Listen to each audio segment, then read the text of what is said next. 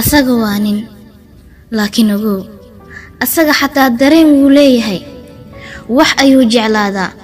wuu dhaawacmaa yaa dhahay wiilka dareen ma lahan yaa dhahay wiilka xanuun ma dareemo yaa dhahay wiilka ma ooyo wiilka wuu ooyaa wuuna xanuunsadaa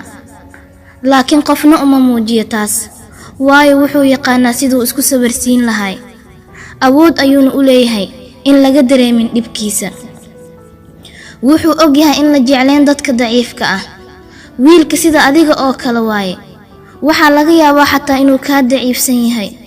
wuxuu leeyahay hooyo abaayo talaabo kasta uu qaadayane asagoo cabsanayo ayuu qaadaa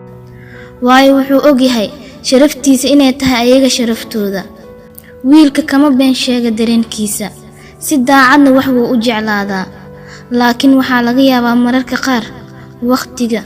inuu ciilo oo qof xun ka dhigo